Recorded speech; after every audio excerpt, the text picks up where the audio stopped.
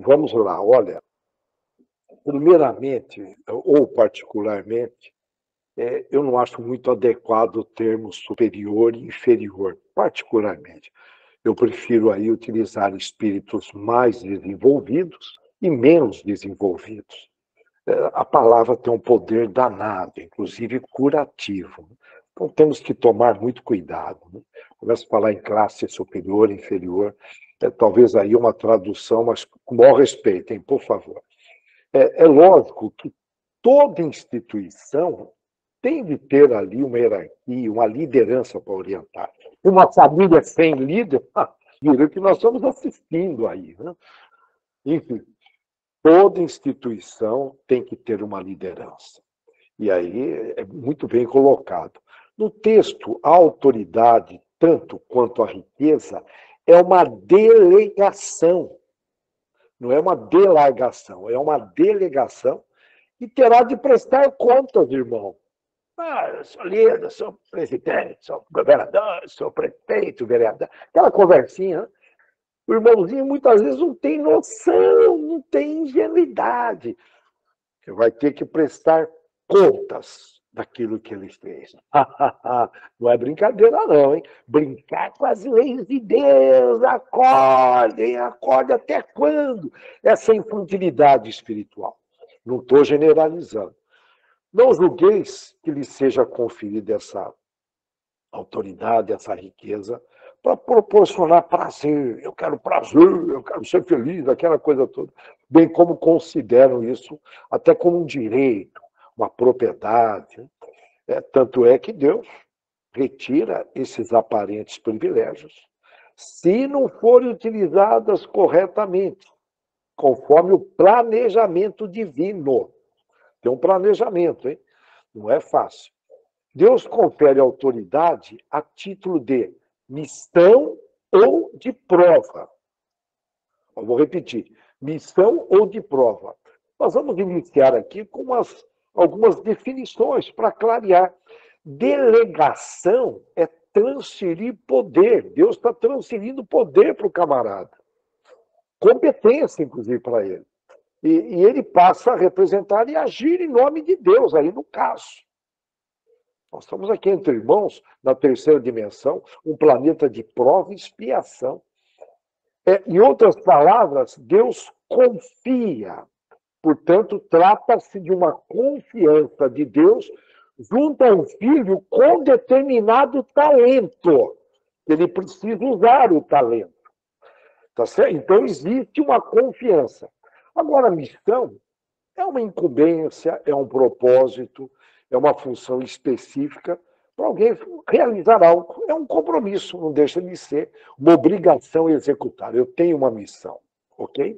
Já numa visão empresarial, que eu prefiro, a missão é a razão de ser.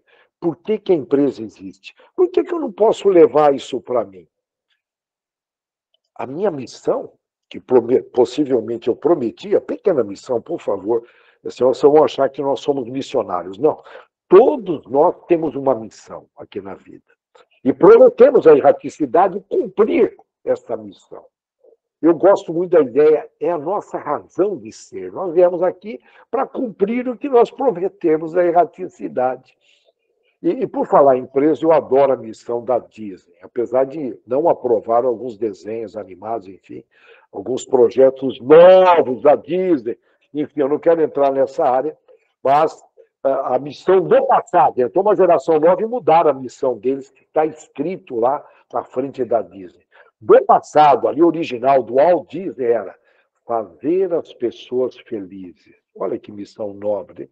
Toda família deveria escrever a missão também, mas não escreve, não tem tempo. Eu prefiro assistir televisão, prefiro ficar no celular com propagandas subliminares, enchendo a cabeça de coisas que não agregam valor, com dificuldade de focar as coisas, porque excesso de estímulos, aquela coisa que vocês estão acompanhando aí de perto. Já a prova é uma experiência, é uma demonstração que você fez um progresso, é uma evidência, é um teste, podemos dizer. Esse teste é como na escola, que checa se o aluno estudou, se ele tem conteúdo. Quando eu falo aluno nesse caso, somos nós, espíritos encarnados ou mesmo os desencarnados que participam dessa reunião. Já a expiação significa purificar, pagar algo que você fez no passado. É um cumprimento de uma pena. Morou? Portanto, é importante a gente diferenciar bem. Eu estou aqui definindo para a gente poder clarear. Por sua vez, autoridade significa você ter direito, capacidade de comandar, fazer leis, exigir obediência e mesmo julgar. Quem tem autoridade não deve jamais esquecer que tem almas sob seu comando. E essas almas são eternas, vão te encontrar. Eu sou autoridade. Eu morei no Rio, era muito comum, o Rio foi capital federal, então era muito comum ex-militares. Você sabe com quem você está falando? Ah, meu Deus do céu, ingenuidade. Era muito comum você ouvir isso, né? Nas discussões cariocas, né? Ou cidadezinha perdida. Nós estamos assistindo de perto isso, infelizmente. Precisamos orar para o Rio de Janeiro. Portanto, a autoridade ela vai responder, sim, pela boa ou mal ação diretriz que deu ali aos seus subordinados. E já o autoritarismo, que nós temos aí muitos países na América do Sul, aí autoritários, é quando você impõe a sua forma de pensar. Você elimina o livre-arbítrio, entre aspas, a forma de pensar, de falar, de agir.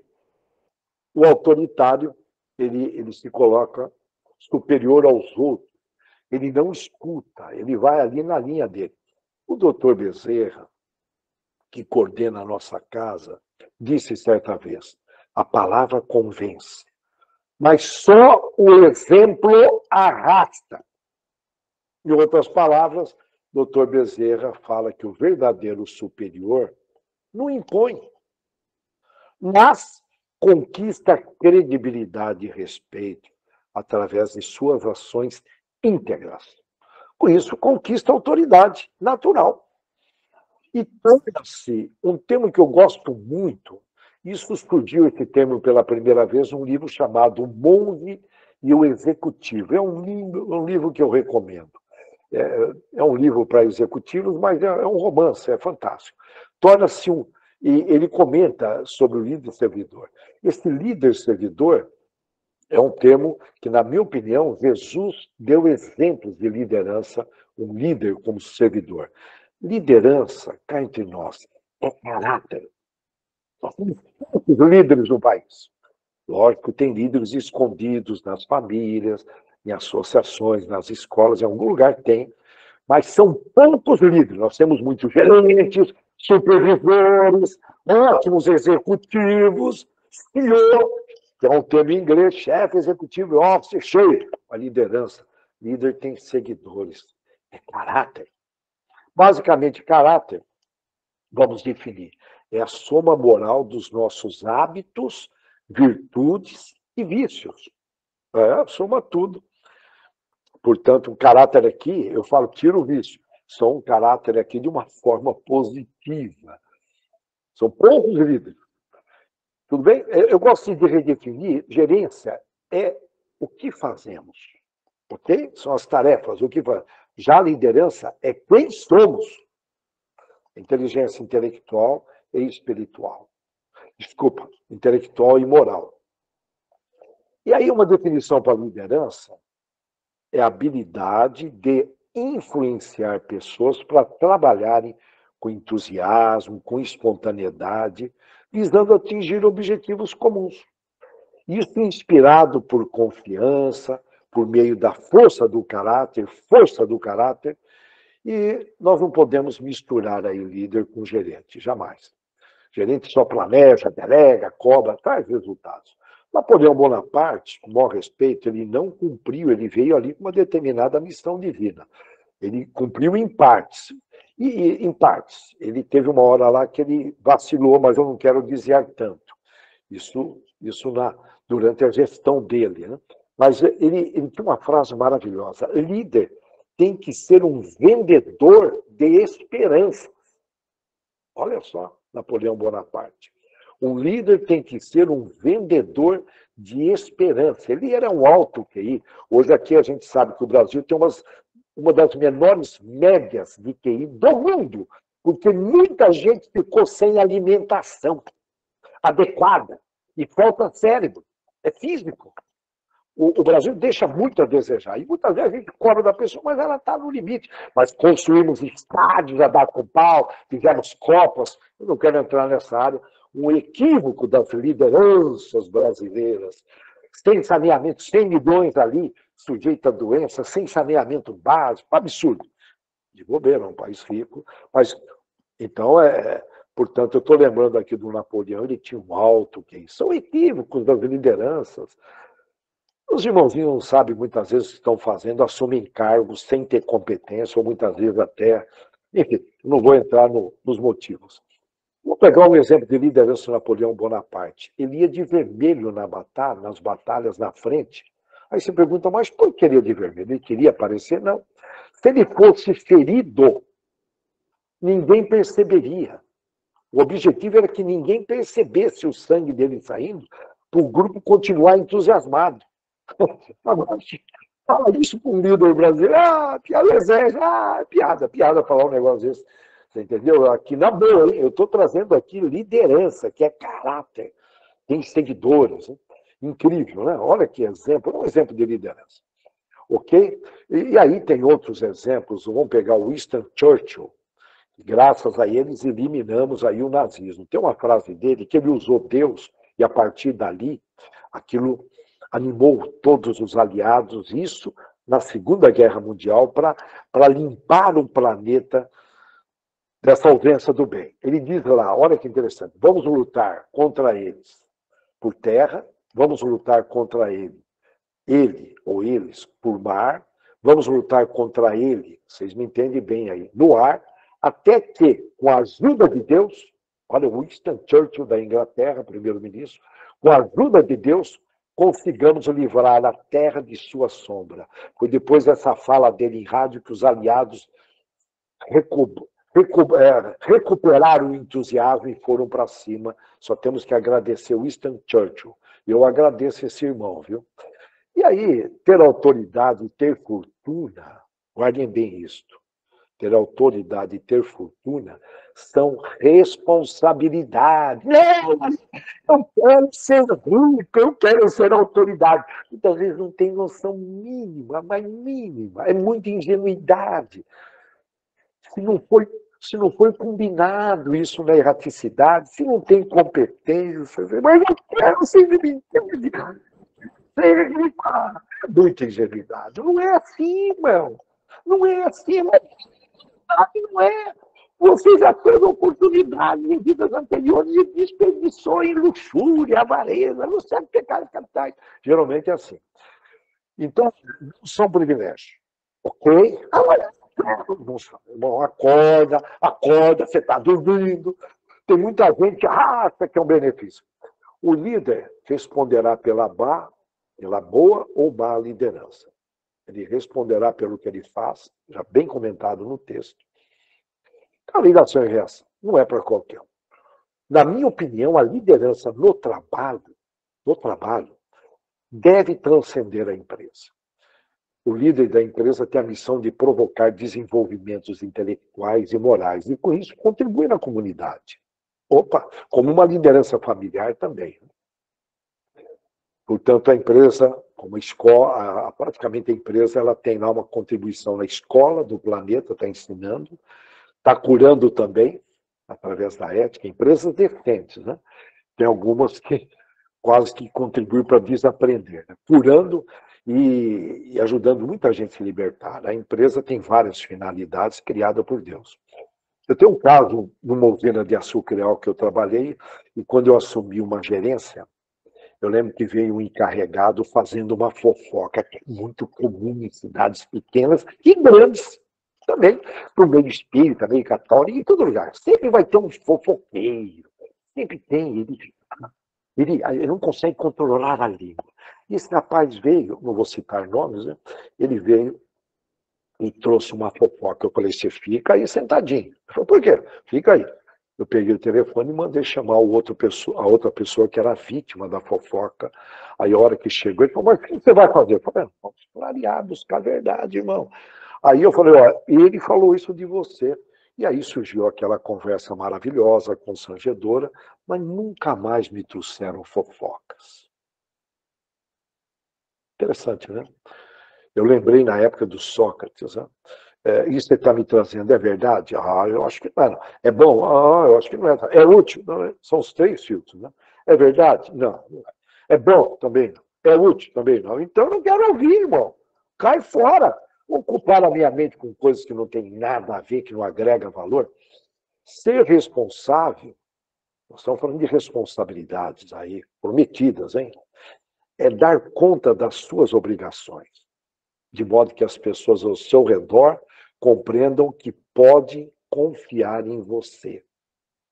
É muito importante a gente levantar as nossas responsabilidades na vida pessoal, familiar, na vida conjugal, financeira, profissional. É muito importante ter isso muito claro, muito claro.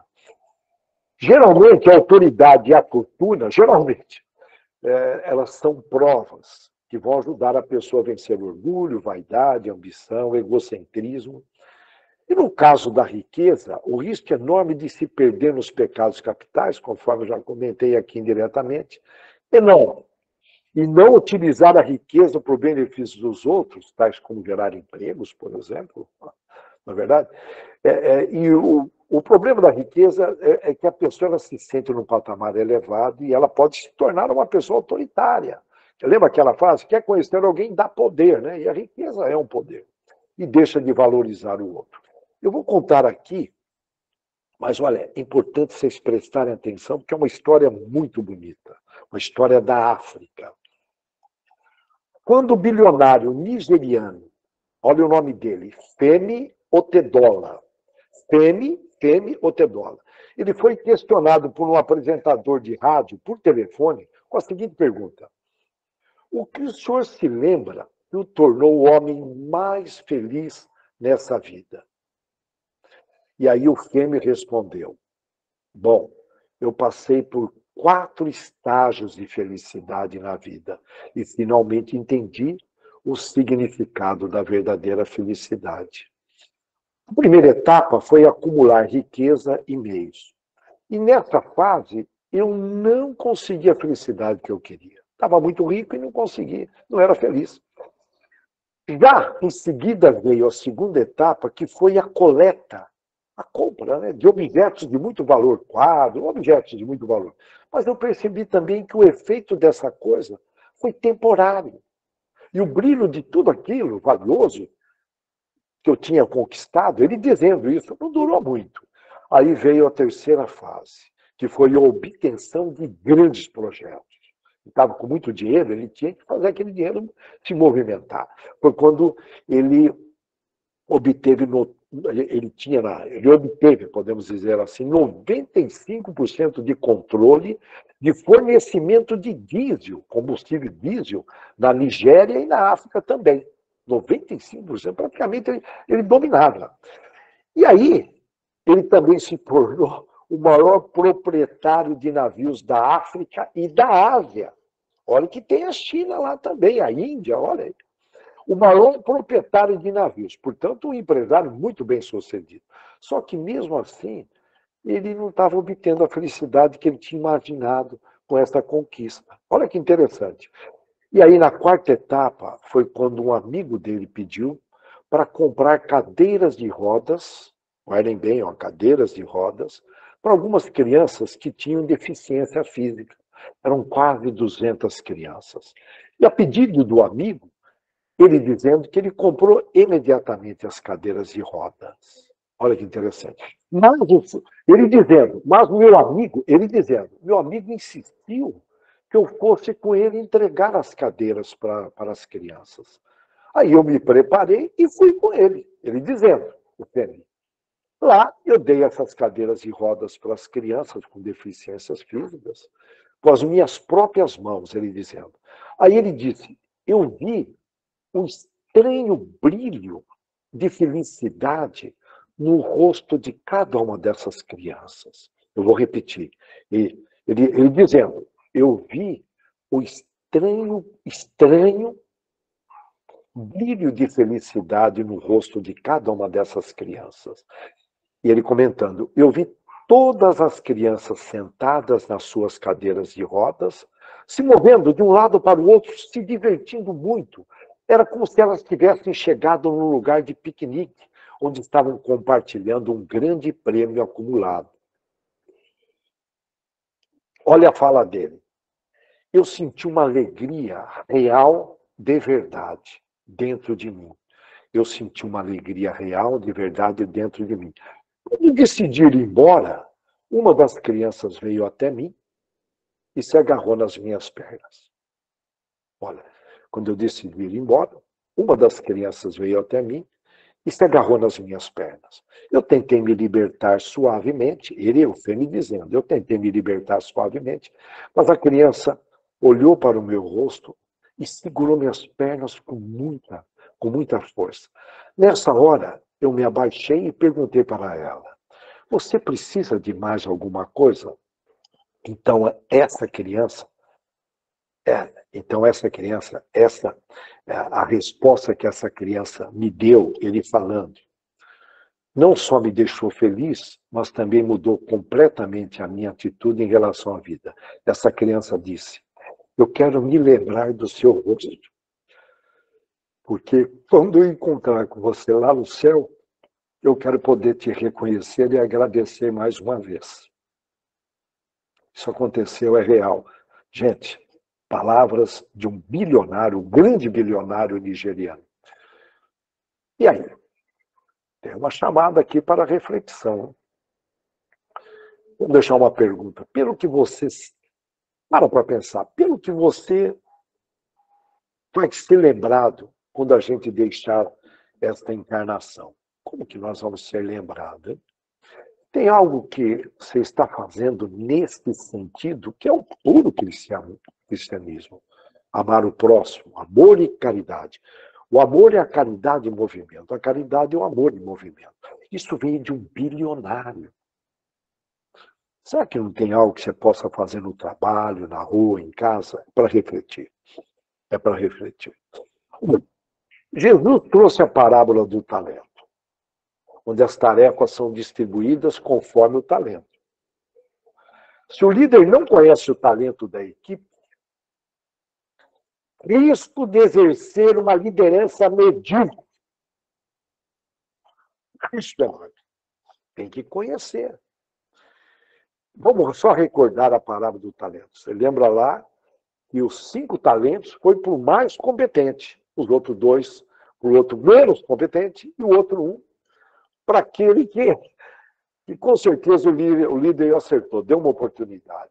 E foi o que recebeu menos, que escondeu e não multiplicou o talento. Ele não multiplicou. Ele é acomodado, preguiçoso, e vai tocando, vive o presente, não planeja. Temos que viver o presente, mas, enfim, a gente conhece.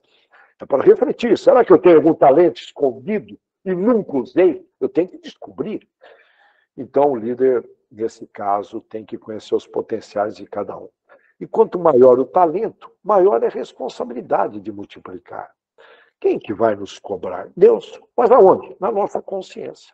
Por isso que tem muita gente infeliz que não respeitou seu talento, querendo viver a vida do outro.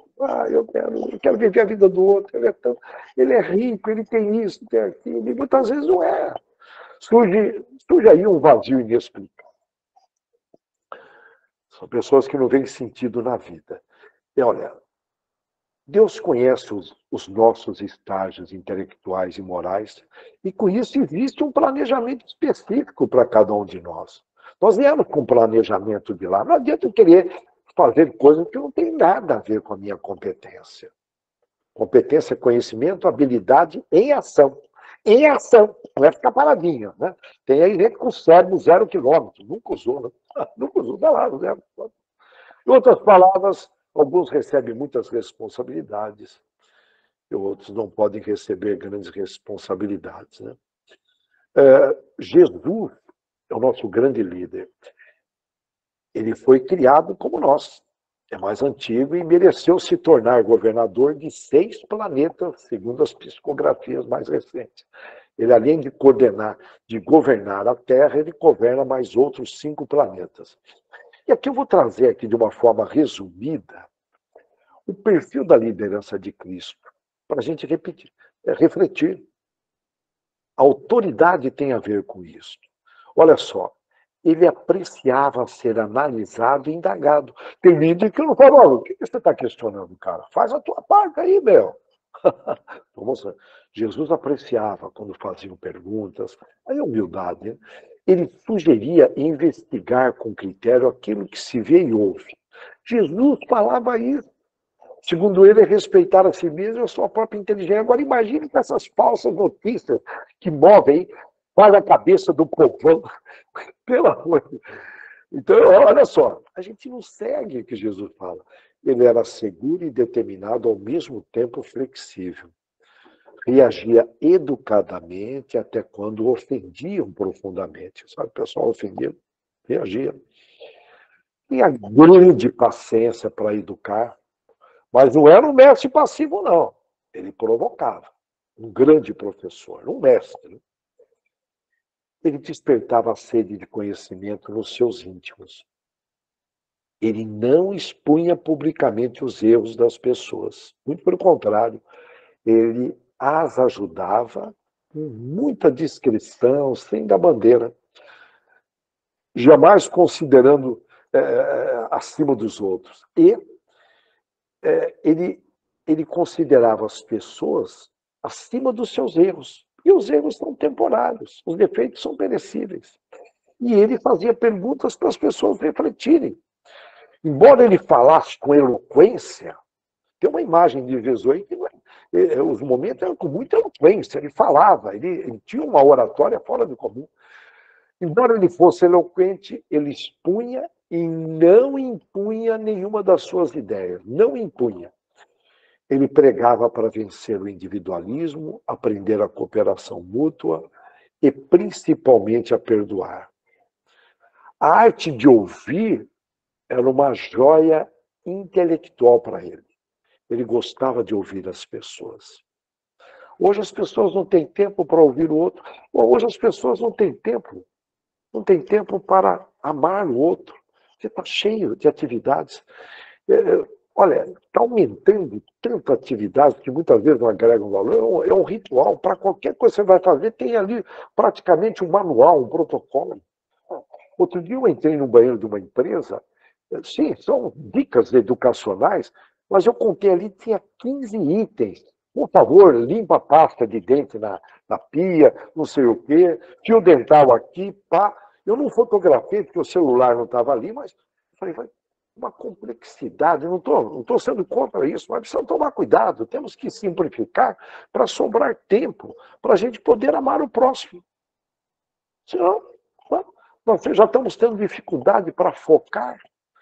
As pessoas têm uma dificuldade enorme, devido tanto Instagram, tantas mídias sociais. Jesus tinha metas, um líder que não tem metas, ele está perdidão, né? Tem que ter metas de prioridade. Jesus tinha metas e prioridades muito bem estabelecidas. Agora, vamos imaginar o planeta Terra sem a passagem da liderança, da autoridade de Jesus, que ele deu um exemplo de liderança. Quantos benefícios e quantos males ele evitou com a passagem dele aqui, dando exemplos, e que os discípulos foram escrevendo e foram disseminando isso, chegando até nós. Então, em resumo, essa pergunta virá, porque, de alguma forma, em dados momentos, a gente acaba praticando uma liderança, nem que seja ali pequena dentro de uma família, mas é uma liderança. Nós vamos ser questionados. Nós vamos ser questionados. Que mal você evitou? Que progresso você provocou? O que se fez da sua autoridade? Tá? Se não tem filhos, junto aos sobrinhos, sempre tem espaço. Sempre lembrando da lei da ação e reação. Sempre lembrando. Então eu paro por aqui, nós temos que lembrar, tudo que eu planto, eu vou colher. Então nós temos que tomar muito cuidado. Desde um desejo. Imagina um líder, não fala nada, ele fica ali mas deseja. Vai pagar caro também.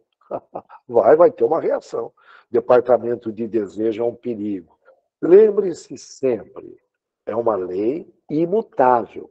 Não é igual a lei dos homens, que aí depende da cabeça de cada um aí a interpretação. Não vou entrar nessa área.